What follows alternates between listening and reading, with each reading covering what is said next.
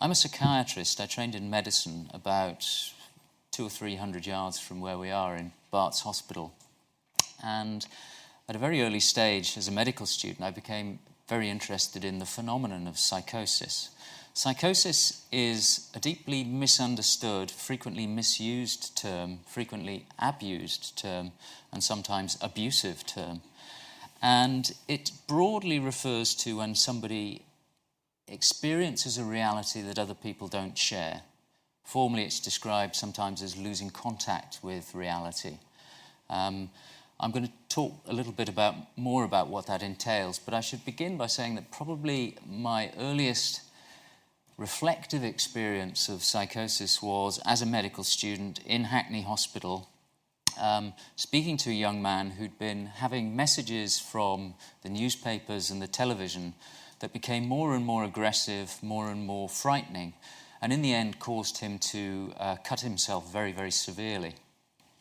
I was personally very affected by this, and also intellectually by this question that really seemed deeply problematic to me then. This was an intelligent, articulate, thoughtful young man who seemed to inhabit the same world that I did, and yet whose experience of that reality was very, very different. And really, since going into psychiatry subsequently and going into research in the field, I suppose you could say that I've been grappling with that problem ever since. And I have to admit at the outset that it's not a deeply successful wrestling match, and I'm probably just about surviving it. But I'd like to lay before you some of the ideas that I think may be helpful, may be informative as we consider the nature of this loss of contact with reality, psychosis. I should also acknowledge that it's not a term that everybody accepts, including people who are said to suffer from psychosis. And I think that's something we need to respect and think about. Jerome Lawrence came up with a slightly crude but probably quite informative distinction. He said, a neurotic is someone who builds castles in the air, a psychotic is someone who lives in them. We don't tend to use this distinction so explicitly nowadays, although it's still implicit in a lot of psychiatry, insofar as we can differentiate between people who create these castles in the air, these fears, terrors, obsessions, ruminations, but who at the same time are aware that they are products of their own mind, who do not see them as being real. And the people who actually consider these castles, these apparitions and phantasms to be a reality. And I think this quote captures that nicely. He also said something that I don't quite like as much, which is that the psychiatrist is the person who collects the rent, and I disagree with that. So having set up this distinction, I now want to dismantle it and really show to you that it's not anywhere near as clear-cut as is apparent here. And the overview of my presentation is really as follows. I'm going to begin by just asking a little bit more deeply, what is psychosis? Why is it so difficult to comprehend? How can we begin to understand the mechanisms by which psychosis may arise? And when I say understand the mechanisms and think about explanations, I really don't just want something that is a redescription of psychosis at another level, whether that's in psychoanalytical terms, psychological terms, genetic terms. I think we need an explanation or some consideration of mechanisms that appeal to multiple different levels of explanation, right down from the molecular up through the computational, the cognitive, up to the sociocultural. And I think that's the quest that we're on. And I think that a starting point is to just ask ourselves, what are the challenges that face the human brain in trying to survive and thrive in a complex, noisy, and ambiguous world?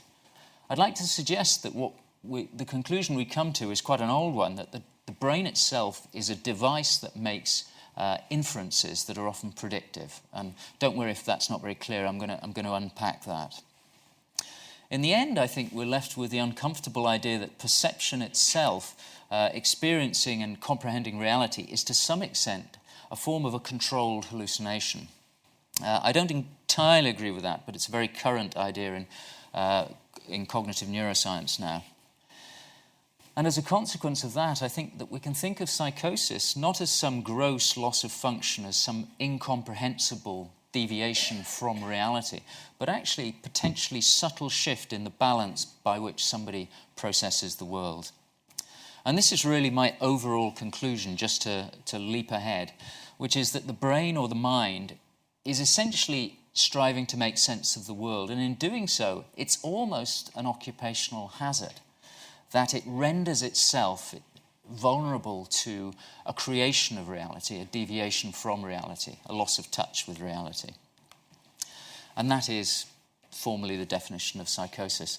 So psychosis is, in the textbooks, generally defined as comprising hallucinations and delusions. Hallucinations are abnormal perceptions of the world. So hearing, seeing, touching, tasting things that aren't actually objectively there. So it's formally defined as a perception in the absence of a stimulus. A delusion is an irrational belief. Now, I actually don't think that this distinction holds, because when we look closely at perception and the nature of perception, it has a belief-like component to it, as I hope to show you. But before going on to that, let's just imagine what a hallucination might be like. This is from a young woman I was asked to see out in Peterborough, near Cambridge, where I practice. And her family were getting very worried about her because she'd been growing increasingly isolated, saying odd things, not really engaging with them and with life as she had been used to. And this is one instance, experience that she described. So having a fight with her sister, she's only 17. I run to my room and then I can hear her whispering about me, calling me names, telling people lies about me. And I said, is she outside your room? Is that how you can hear her? She said, she was very specific. No, she's still downstairs, or sometimes even when she's outside the house. I don't know how I can hear her so clearly, but I can. This woman was experiencing voices, auditory hallucinations, as we term them. Here's an example of a man who was experiencing very much the same sort of thing as the young man I alluded to earlier. They're talking to me on the news, reading the news to me. The newsreaders have said things to me. Now, it's one thing to describe the experiences, it's another to have the experiences, and of course, many of us, although psychosis is much more common than we might think, may never experience these phenomena. And about 4 years ago, I was approached by a video game company in Cambridge who wanted to make a game which was a very serious and dark game in which they wanted to represent the nature of psychosis. The company, Ninja Theory, ended up developing this game called Hellblade, which turned out to be very, very successful in more than one way. It was successful in it sold a lot of copies, much to everybody's surprise. But it was also successful in, for me, a much more important way, and that was that they wanted to get things absolutely right, and respectfully so. And so I worked very closely with them to talk about theories of perception and psychosis. We also worked with groups of individuals who themselves had experienced psychosis, and they were able to use those experiences in an iterative way to build up some of the phenomena that then went into this video game. And I'm just going to play you a little of how they represented auditory hallucinations. And these were based directly on conversations with people who'd had such experiences. Now, I should warn you in advance, this is a dark game. It's quite a distressing experience. So if you do want to cover your ears, then I quite understand.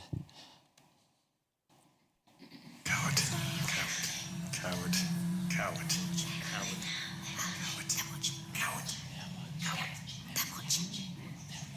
They're watching. Out!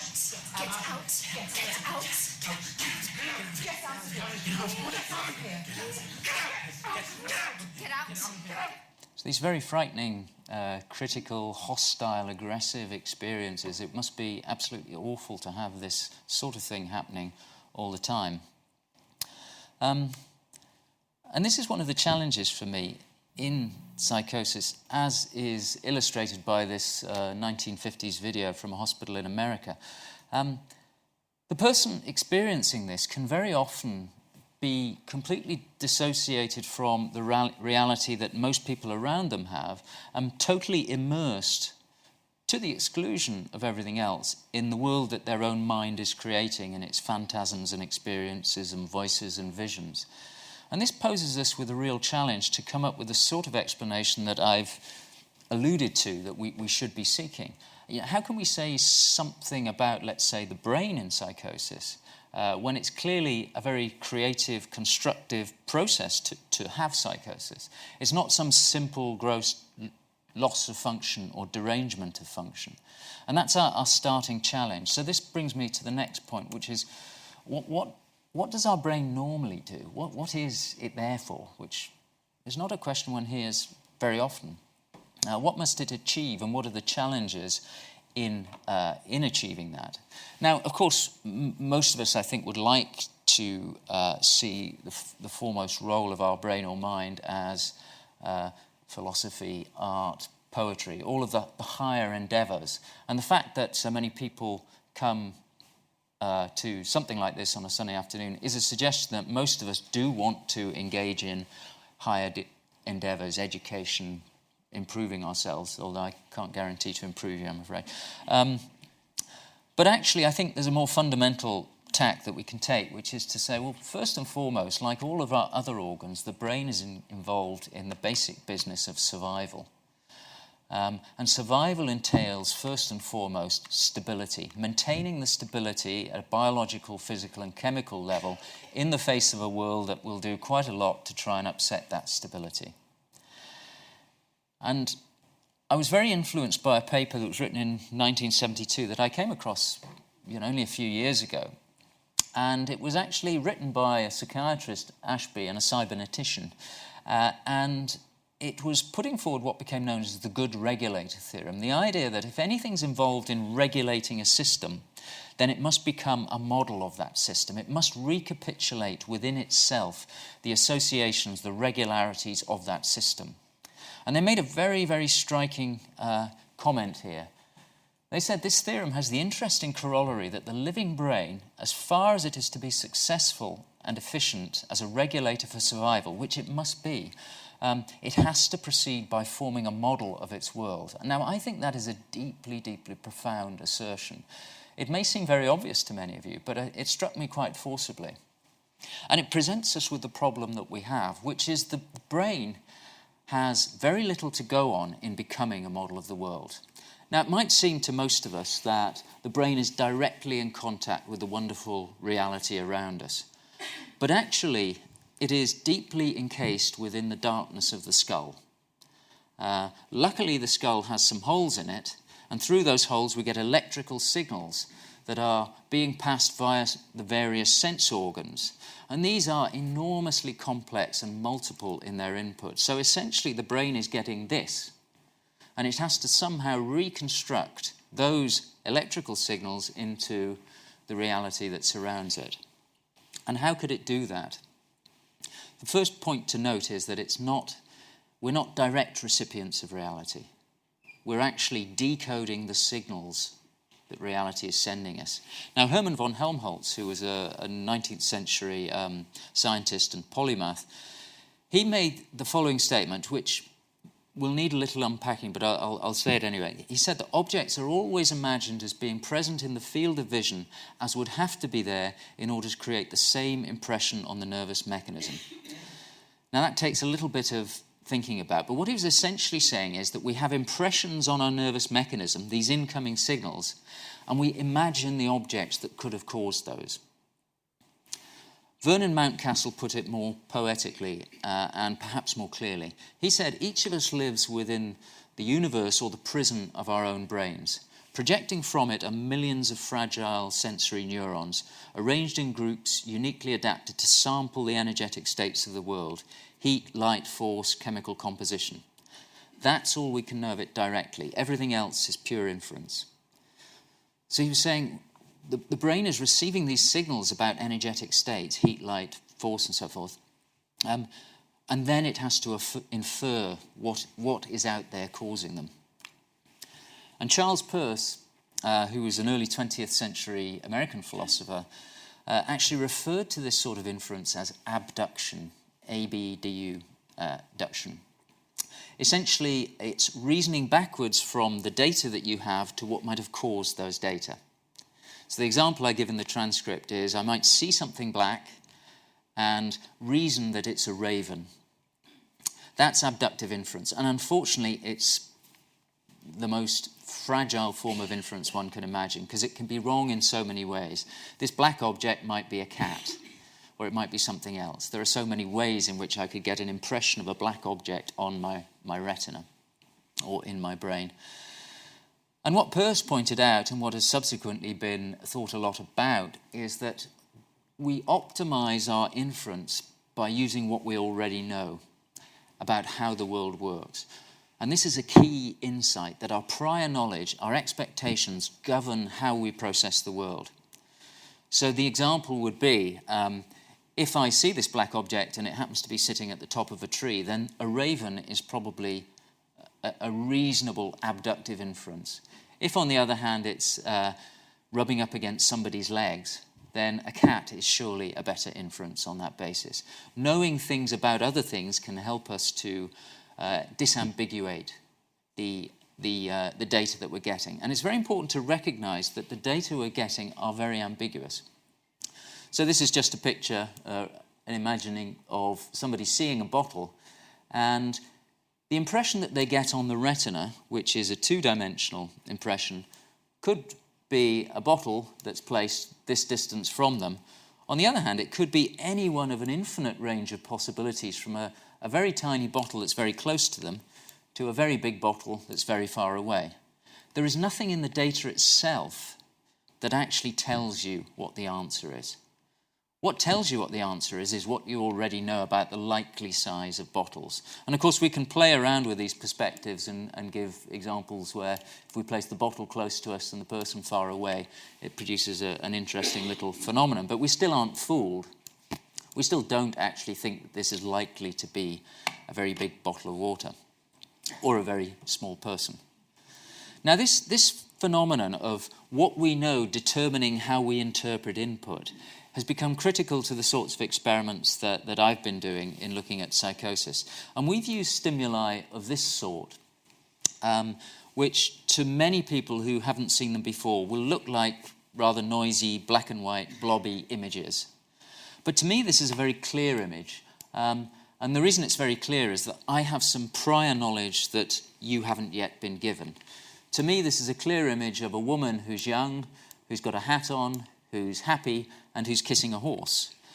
And the reason I see that is because I've seen this image from which it was taken. So if you actually flick back and forth between them, it becomes possible to just discern the clearer image within this black and white one. Now, I won't labour the point, but the essential point is that knowing what is actually there helps us to disambiguate, or knowing or having an expectation, if you like, helps us to disambiguate. Now, this works very nicely in the auditory domain as well, so I'm going to just play you a little sound here. So to many people here, I imagine that's going to sound fairly incomprehensible, rather ugly clockwork bird song. To me, again, it's very clear, and the reason it's very clear is I, again, have prior knowledge. And my prior knowledge is this. The camel was kept in a cage at the zoo.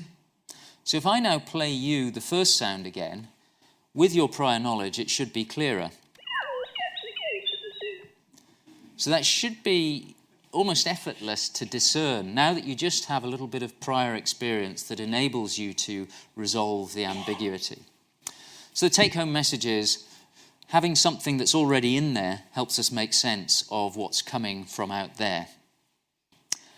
And you can actually use these sorts of stimuli to ask some very fundamental questions about how our brains are processing the world. And this is a study that I did with my close colleague Christoph Teufel. And we both became very, very interested in certain areas of these images where there's objectively nothing there. So if we look at this patch of white here, objectively, on the paper or on the screen, there is no stimulus. It's just a little bit of white. But in our prior knowledge, it's the young woman's jawline. And what Christoph and I both started to notice was that when we became very familiar with these images, we started to almost hallucinate what should be there, to experience what should be there even when we knew it wasn't. And Christoph asked this very sensible question: are you fundamentally processing that area of the image in a different way depending upon whether you have the prior knowledge or not? And he set up a nice little experiment to test that. So I'm just going to briefly describe that to you. So he took areas of these images that objectively don't have any actual stimulus there, and he placed upon them little patches which had an embedded contour or edge. Now, I've made it fairly obvious here what the edge is. You can just about see it, and it's in line with this invisible jawline. And then he changed the contrast so it became fainter and fainter and fainter, and he measured the threshold at which people could see it or could pick it out. And he did that both before and after they had the prior knowledge. And he compared that to instances in which the edge was orientated at 90 degrees to the hidden contour. So what the essential question was is, moving from before to after having the prior knowledge, is there a change in your threshold for detecting these edges? Because if there is, it's actually suggesting that this prior knowledge is fundamentally changing the sensitivity of your visual system. And sure enough, what he found was, I don't want to go into too much detail, but the key point is this: if the contour is aligned with the invisible contour, if you like, if the patch has an edge that is aligned with the invisible contour, then your sensitivity from before seeing this to after goes up significantly. That doesn't happen if the edge is at right angles to the invisible contour. So just knowing that there should be something there is enough to increase your sensitivity to something being there. Your prior knowledge increases your sensitivity, essentially. So what I've essentially said so far is that if we use predictions based on our spatial temporal correlations and past experience and knowledge, we can enhance the efficiency with which we process the world. As you heard with the two sounds, it became much clearer to process that unambiguously in efficiency. We can improve sensitivity, and it helps us deal with an intensive, delayed, ambiguous signal. So it's a great strategy for dealing with the world. But there's always a but, and this is it. What if what you're doing is something creative in your perception? You're no longer just passively receiving the world, but you're adding something to it. Now that's starting to sound perilously close to hallucinating, which is perception in the absence of the stimulus. So what if predictions increase sensitivity to something that isn't there? What if they create something that isn't objectively there? That is a hallucination. So psychologists love visual illusions, and this is one of the classic ones, the so-called Kanitsa triangle illusion. Now, because of the array of black shapes underneath, people find it very difficult not to perceive that there's a sort of white phantom triangle hovering above, because that would best explain these shapes behind it. And even though there objectively is nothing there, it's very hard not to see the outline of the white triangle. Just the simple array of black and white shapes causes your visual system to produce a triangle that really doesn't exist. Now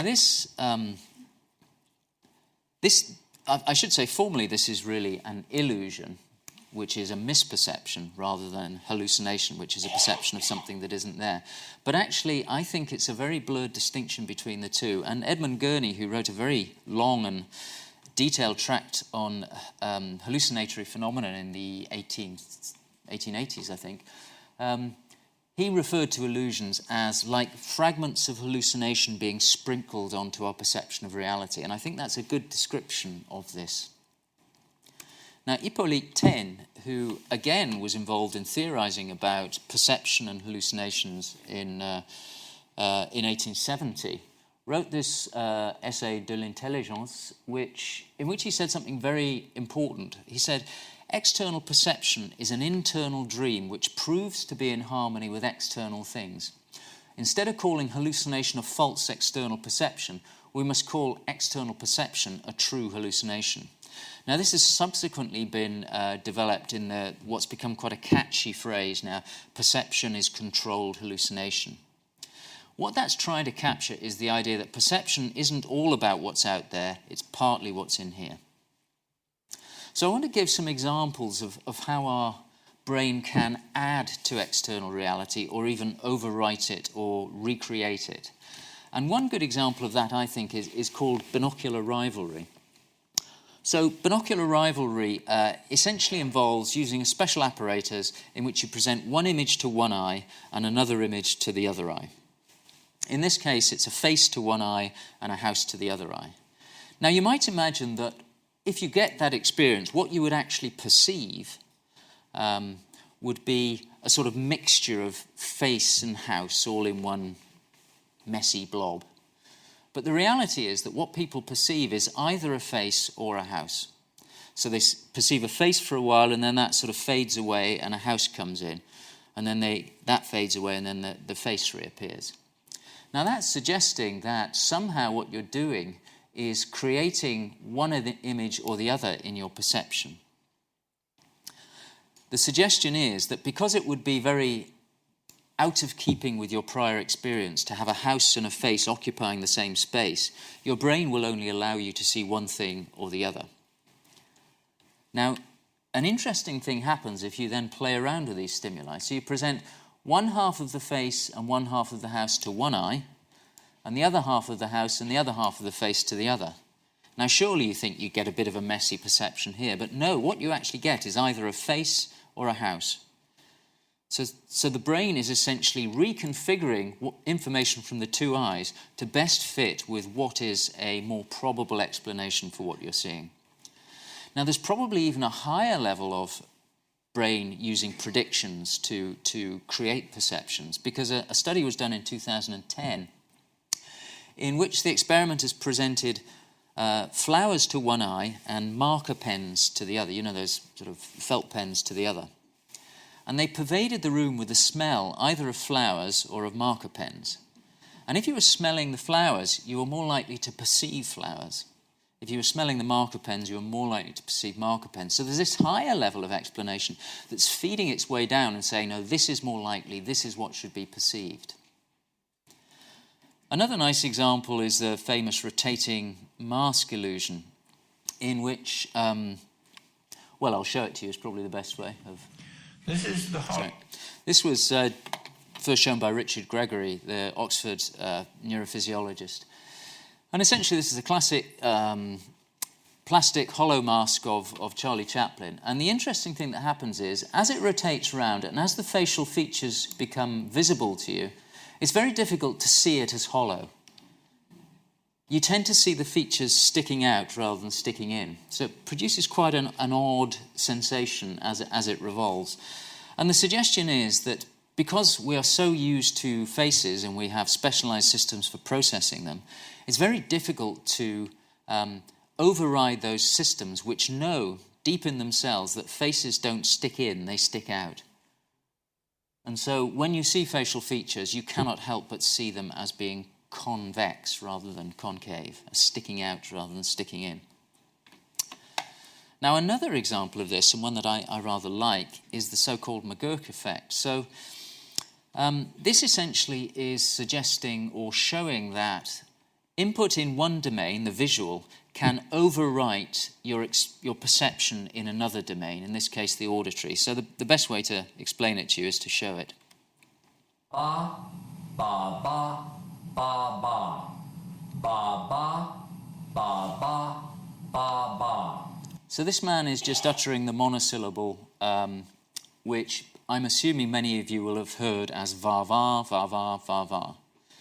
Now the reason that you hear it as that is because of the movement his lips are making. Because if I play you the same sound but his lips are making a different movement, then the experience is rather different. Ba ba ba, ba ba. Ba ba, ba ba, ba ba. So I assume most people have heard that as ba rather than va. Now you might disbelieve me and think that I played you a different sound. So what I'm going to do is play them both together. And in order to experience this, what I suggest you do is look at one side and then shift your attention to the other and then back again. And what you'll hear is the auditory experience fundamentally changes depending on what you're looking at. Ba, ba, ba, ba, ba. Ba, ba, ba, ba, ba, ba. So for many of you, that will be a very striking experience that essentially what you're seeing is determining what you're perceiving in the auditory domain. We're overwriting, we're recreating perceptions as a consequence or with a need to fulfill what is expected. And there's a higher level of doing that sort of thing, which has always fascinated me. So this handsome fellow is Ivan Muzhukin, who was an early 20th century Russian matinee idol. And there was a director, Kulyeshov, who interspersed clips of Muzhukin emoting to the camera with other clips of film. And those other clips were of differing types. So in one instance, it was a dead person. In another, it was an attractive woman. In another, it was a delicious-looking plate of food. And he played these interspersed clips to the audience, who all raved about how good Muzhukin was at creating the facial expressions associated with sadness, with lust, or with hunger. What they didn't realize was it was the same facial expression each time, and that all that changed was what they thought Muzhukin was looking at. So although we all tend to pride ourselves on our ability to read facial expressions, a lot of that is determined by our expectations about what's going on in the person's mind. And this Kulyeshov effect is a really nice example of that at a very high level. So I said previously that we have this way of dealing with the world that involves using prior expectations to determine how and what we perceive. And there was a but, and I think the but can be summarized as that our strong expectations can actually create perceptions. They may overwrite the actual data, and that the system as a whole can very easily deviate from an objective reality. And so now I think we're in a position to take those ideas and apply them to the initial question, how can we begin to understand the psychosis state?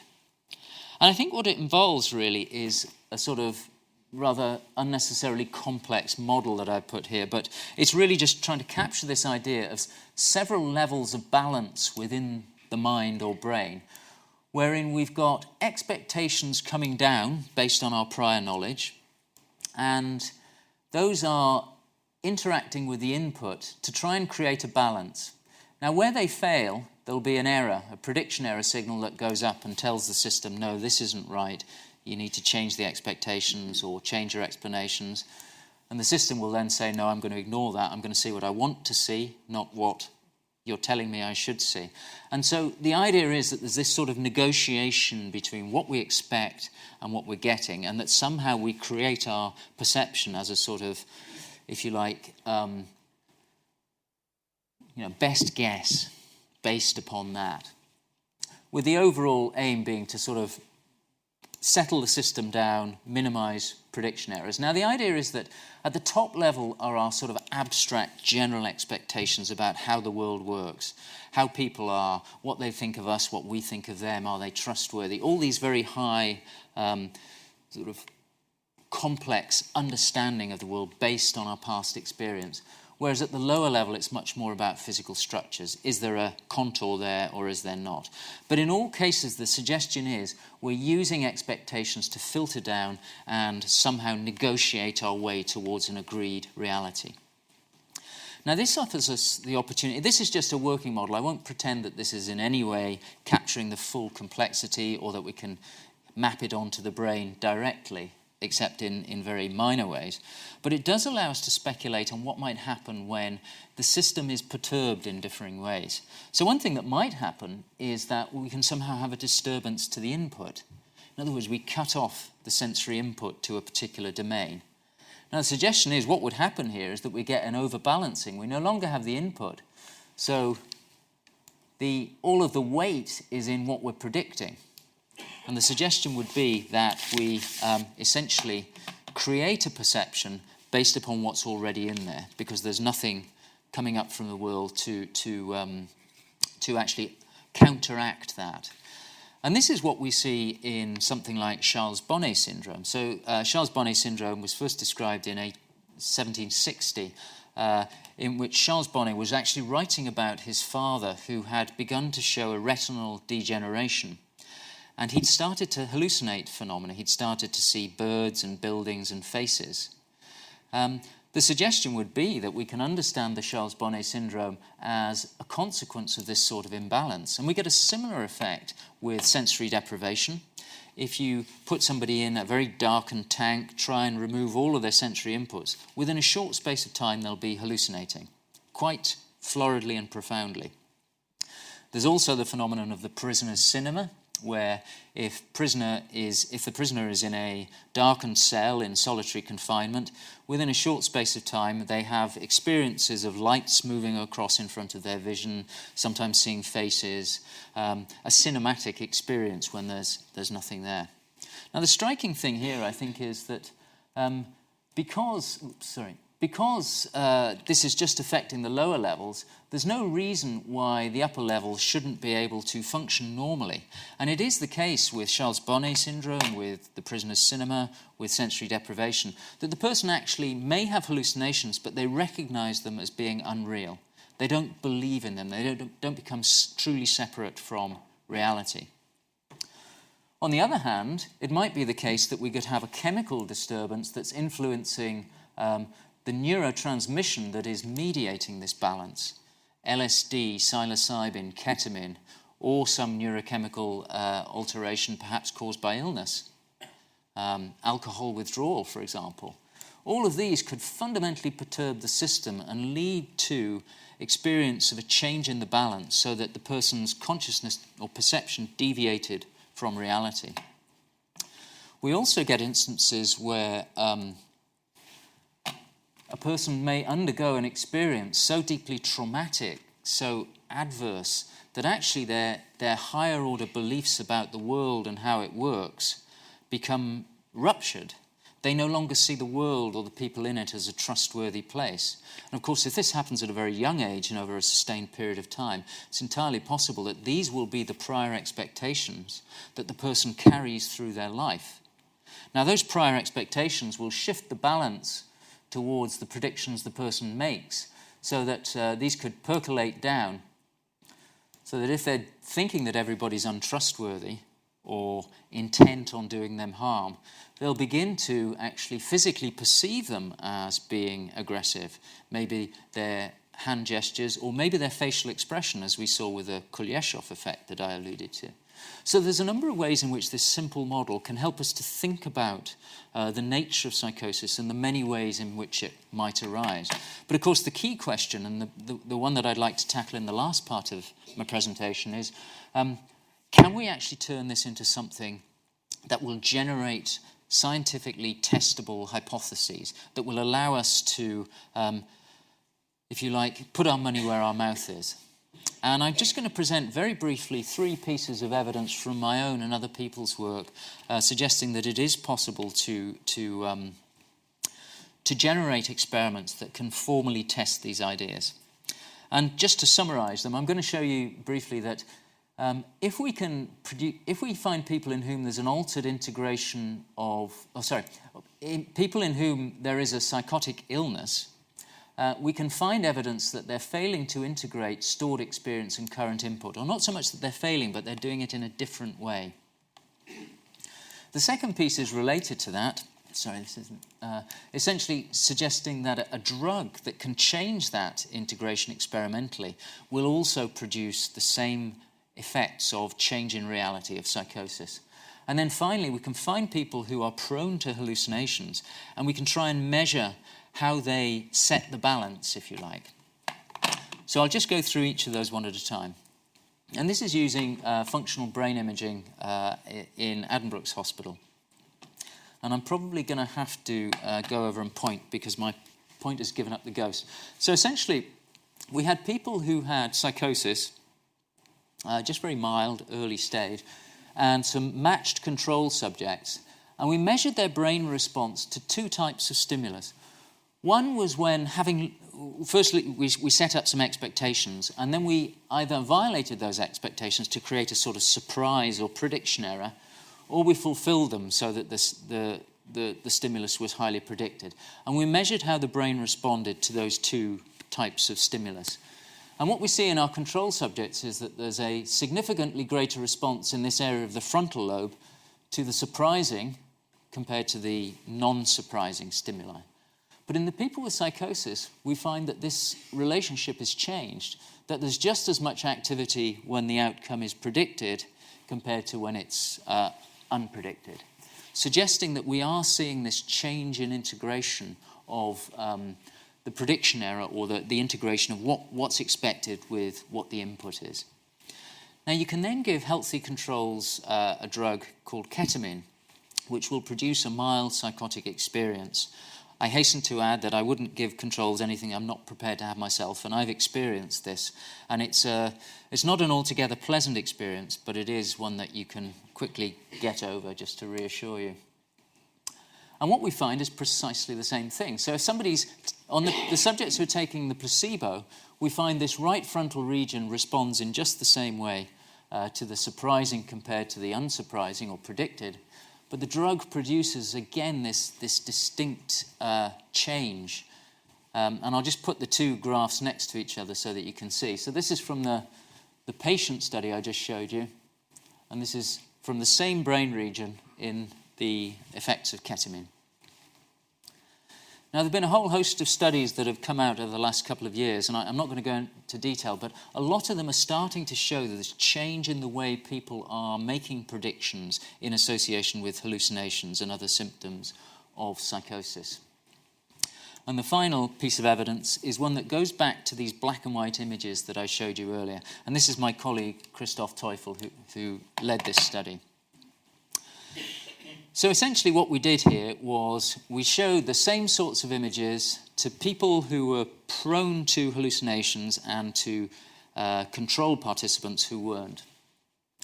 So they'd see the black and white images in one session, and they were simply asked, can you see a figure in that or not?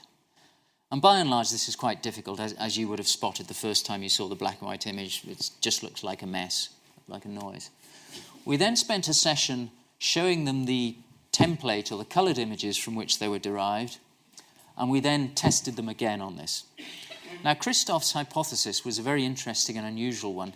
He suggested if somebody's prone to hallucinations, they should actually be better at this task, because what we're suggesting is that a hallucination is caused by a strong top-down, a strong predictive response. And of course, a strong predictive response is quite an advantage here, because you're using what you've already seen, and that prediction is allowing you to disambiguate or make sense of this image. Now, I agreed with this hypothesis, but I really didn't think that we would find what he predicted we'd find, because it's so often the case that if you test people who've been subject to the stresses of mental illness, they simply don't or can't perform as well. But in this instance, he was absolutely right. So if we look at our control participants, This is how well they perceive. It's their sensitivity on this axis. Before they've seen the coloured image, both groups are performing at a pretty low level, as we expected. In the control participants, once they've seen the image, in other words, in the after, they become more sensitive, more able to do the task. Again, no surprises there. But the critical difference is, look at the improvement in people who are hallucination prone. They're clearly able to use that prior information much more powerfully, significantly more powerfully, in order to carry out and complete the task. So what this is suggesting to me is that, the notion of a balance as a cause of psychosis is an interesting one, because it also allows for the fact that different people have different levels of balance under normal circumstances. Some of us might be more prone to using our prior knowledge to create our world, others won't. And although that might make you more vulnerable to hallucinations, it might also have advantages in the way in which you process the world, if it can be kept under control. But that's just speculation. So to summarise and draw this to a conclusion, the point I've really tried to make is that we're faced with this enormous challenge in perceiving and comprehending the world, and ultimately it can't be a passive process, because if we just passively receive the signals, we would be like babies. We wouldn't be able to make any sense of them. We have to use inference and creativity based on what we already know. I think as a consequence of that, it's an integral part of the healthy system that there's a ready-made tendency to experience what is not there, or to bend the perception of what is there according to prior expectations, according to what fits with what you already know.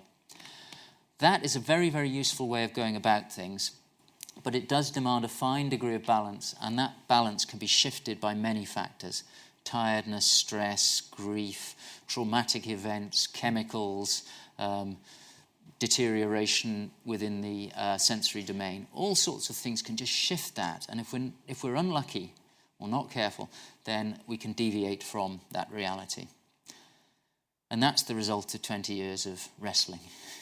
It's not much, but it's all I've got.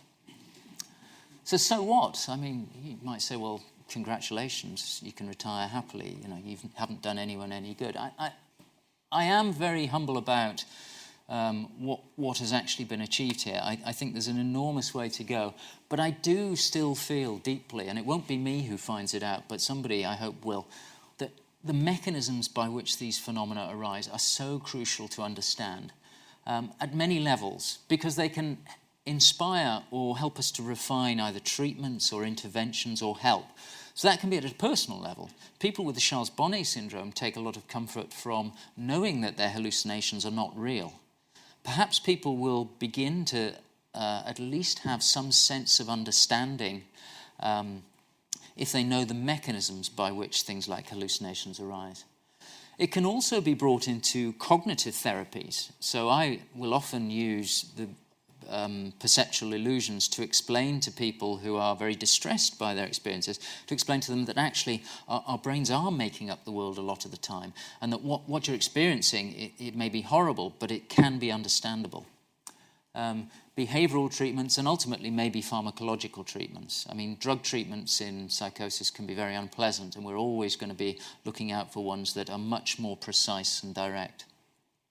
But also, I think, and this is the last thing where I'd really like to finish on, is I think understanding these mechanisms really encourages and supports much richer research and communication.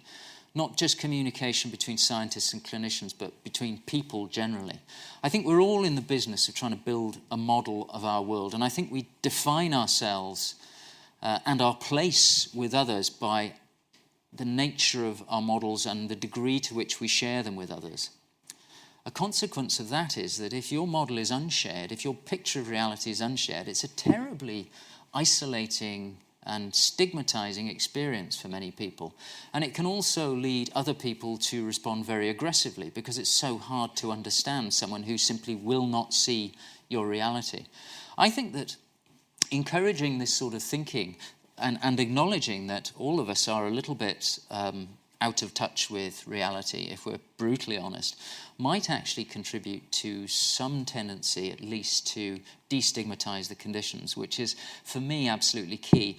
And when the video game that I mentioned was released in late 2017, one of the most inspiring and really edifying things for me was the number of messages that I and the video game company got from people who'd had experience of psychosis themselves, saying that they were so grateful that somebody had made an effort to actually represent their reality so that they could then share it with others. And this is one message I got from a woman, which was very touching, because it's often so hard to have direct impact on people and their lives. So she said, "I suffer from schizophrenia, and after playing Hellblade, I found myself in awe. It's the only piece of media that I can find that accurately represents what it sounds and feels like to have schizophrenia. I'm writing to you to thank you, because thanks to your work, I can now show people who are close to me how scary having hallucinations really is." You know, I'm not trying to make more of the game than was. I think it falls short in some ways. But I think just the degree of positive feedback that we've had from people who are just glad to be able to say, okay, this is what it's like for me, and I can now show it to somebody, is very important to remember. And on that note, I should thank all of my collaborators. I haven't got time to mention them all, but it's very important to recognise that this is always teamwork, and I've been very fortunate in the people that I've been able to work with. So on that note, thank you very much indeed for listening to me.